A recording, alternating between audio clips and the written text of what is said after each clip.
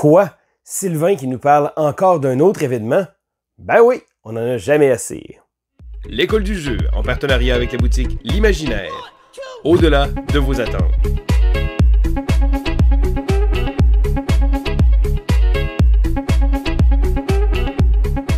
Bonjour et bien l'école du jeu. Mon nom est Sylvain et on se retrouve une fois de plus pour mon retour sur un événement ludique. Et là, vous dites quoi, Sylvain, tu viens pas juste d'en faire un?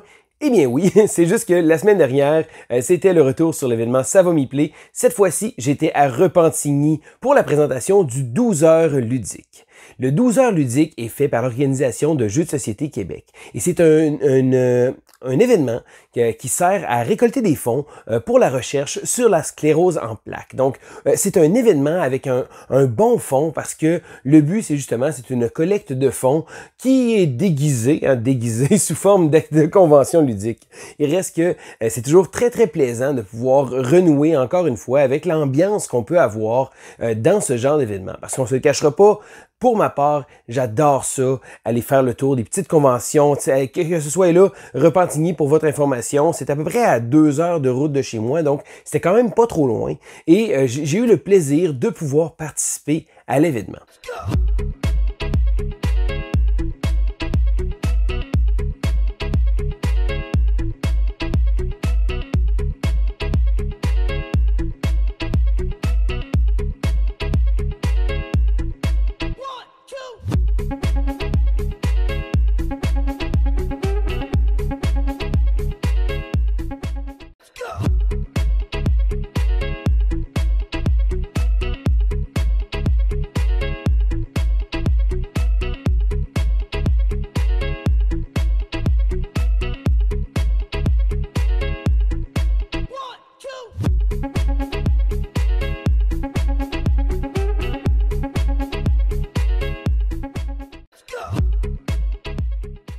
Alors, comme je vous disais, c'est pour une bonne cause. Le but, c'est d'amasser des fonds justement pour la recherche sur la sclérose en plaques.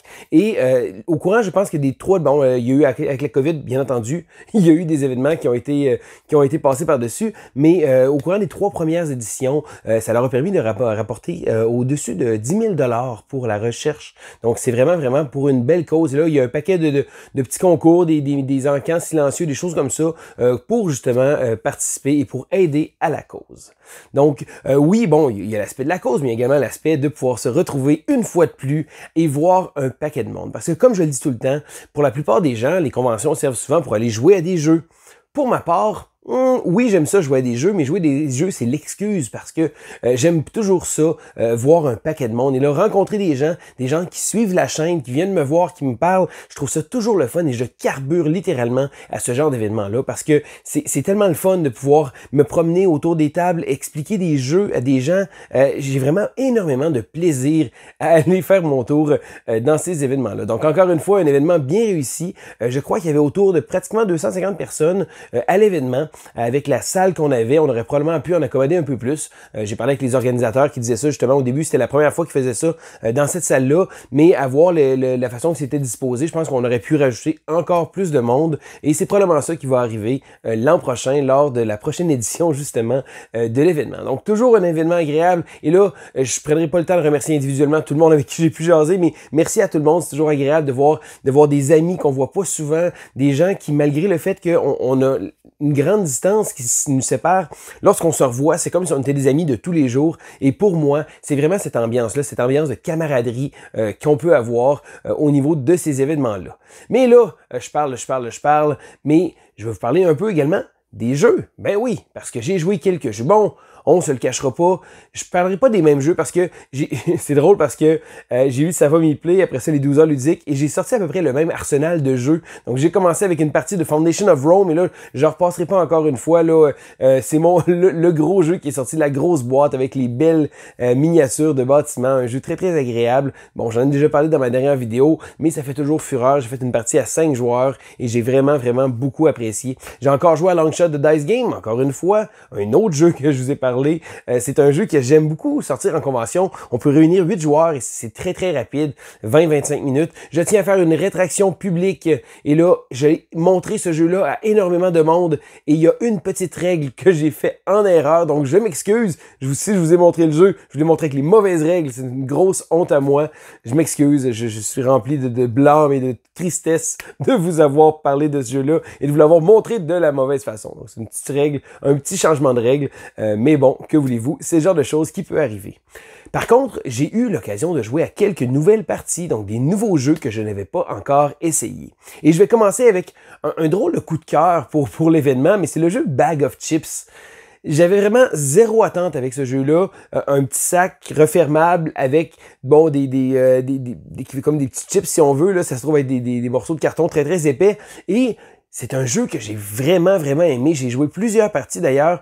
C'est un jeu que je trouve très intéressant parce que le but va être de réussir à gagner des rondes. Donc, lorsqu'on gagne une ronde, on va remporter 2 jetons. Le premier joueur à avoir 3 jetons va gagner. Bon, la deuxième position remporte 1 jeton. Et de la façon que ça va fonctionner, on va avoir des cartes objectifs en main.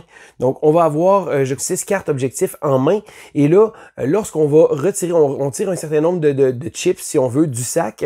Et il y a différentes sortes de chips. Et là, il y a encore une fois les chips nature qu'on va retrouver 7 dans le paquet jusqu'à temps. Et là, chaque chip a le nombre qu'il y a dans le paquet, donc les probabilités essentiellement.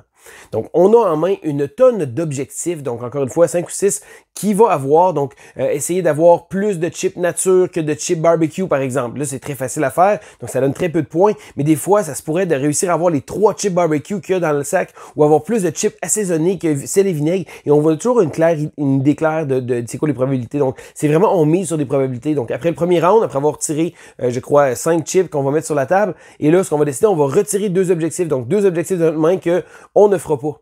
Ensuite de ça, on va pouvoir retirer un autre objectif, je crois, et la prochaine chose qu'on va devoir faire, c'est de séparer ceux-là qui restent. Donc, on va en avoir 2 qu'on va mettre du côté positif et un du côté négatif. Le hic, la petite histoire du côté négatif, c'est que si on remplit l'objectif, on va perdre des points. Donc, ça se peut que ce soit utile de garder un objectif justement pour s'en débarrasser en le réussissant pas, mais des fois, on est comme OK, avec les probabilités, on va peut-être essayer d'en prendre, de pousser un peu notre chance. Donc, des probabilités, du hasard, oui, bien sûr, mais aussi, justement, choisir les objectifs. Et là, à la fin du round, lorsqu'on va terminer, tous les joueurs vont cumuler les points. Et comme je vous disais, le gagnant va recevoir 2 petits jetons. Un jeu hyper simple, un jeu que j'aurais jamais pensé avoir autant de plaisir que ça. Ça reste un petit jeu très très léger, on s'entend, c'est pas le jeu de l'année, c'est pas le prochain Carnegie ou le prochain Ark Nova, mais Bag of Chips, gros thumbs up, sérieusement, j'ai vraiment été impressionné par ce petit jeu-là. Un petit jeu qui est facile à montrer et qui a, on se le cachera pas, un petit goût de revenez-y.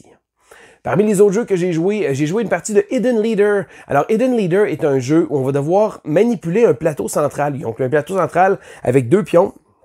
Je me rappelle plus leur nom exactement, mais on va devoir les déplacer sur une piste, donc les reculer, les avancer. Et là, il y a plusieurs sortes de cartes différentes, et là, le jeu veut jouer avec un système de cartes et de points qu'on va pouvoir faire, parce que selon la catégorie de la carte qu'on va avoir, donc la famille, si on veut la couleur, on va pouvoir gagner d'une certaine façon. Donc, pour gagner, si on est les bleus, il faut que les 2 marqueurs finissent à la fin du round à être sur la même case ou une case séparée. Les noirs, il faut que les 2 marqueurs soient dans la zone ombragée, donc du plateau, une espèce de souk à la corde, et là, avec un système de cartes qu'on va jouer pour altérer ces 2 valeurs-là. Donc, tous les joueurs travaillent de manière à essayer de bouger les pions un peu de leur façon, parce que le gagnant va être le joueur qui va être dans sa couleur, mais qui va réussir à faire ses conditions de victoire. Et là, il y a un ordre dans lequel les couleurs vont être faites. On commence avec le bleu, ensuite avec le noir, et là, etc. Les couleurs vont continuer comme ça. Donc, on regarde le bleu. Est-ce qu'il y a quelqu'un qui gagne avec le bleu? Non, on passe au prochain.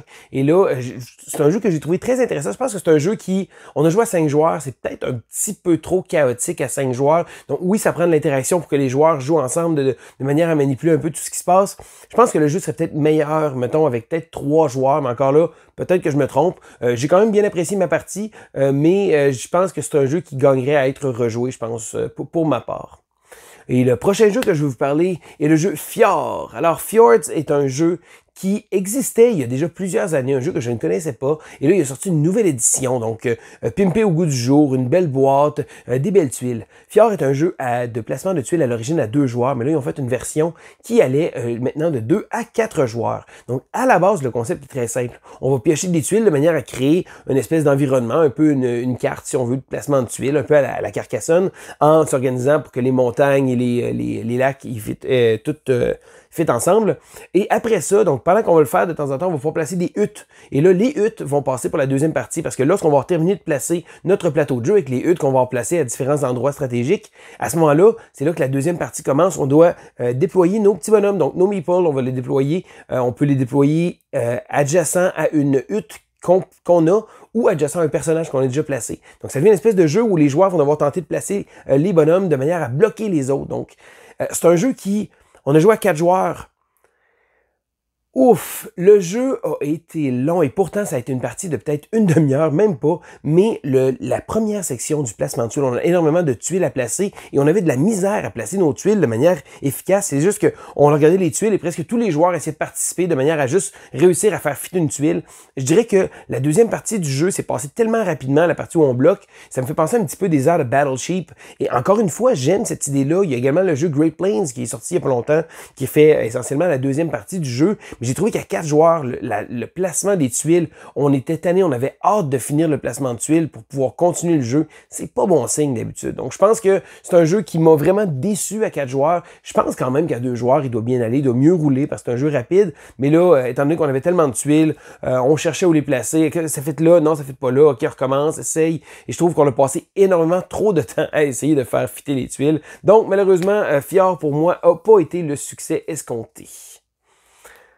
Ben oui, ça fait déjà le tour des jeux que je voulais vous parler pour l'événement. Alors, un événement encore une fois que j'ai aimé pouvoir être justement avec tout le monde, de pouvoir dire bonjour à tout le monde, de me promener, hein, parce que moi, c'est ce que j'aime dans ces événements-là. Et en plus de ça, cette fois-ci, c'était pour une bonne cause. Donc, c'est toujours agréable. Le prochain événement ludique qui devrait arriver ici doit être, je pense, au mois de septembre. Il y a le Delirium ludique qui arrive à grands pas, un événement que j'adore, un événement dans ma ville de Québec. Et si jamais vous voulez découvrir également le monde des événements comme ça, parce que souvent, des fois, bon, on a tendance à penser « Ah ouais, mais je sais pas ». C'est vraiment pour tout le monde. Les gens sont très accueillants quand on s'en va là-bas, donc pas nécessairement besoin d'avoir une gang pour y aller. Le but, c'est vraiment juste de partager notre hobby avec un paquet de monde qui ont la même passion que nous. Donc, si jamais vous avez jamais participé à un événement, je vous invite grandement à le faire. Et là, je vous parle d'événements ici. Il y a des événements un peu partout, partout dans le monde, je dirais. Bon, certains, il y a peut-être des villes un peu reculées qui ont peut-être moins de choses comme ça, mais c'est toujours le fun de justement pouvoir traverser des barrières de manière justement à pouvoir répandre notre beau hobby. Donc, ben, ça fait le tour de l'événement. Alors, un événement encore une fois que j'ai adoré. Alors, c'était Sylvain pour l'école du jeu et on se dit à la prochaine! 1, 2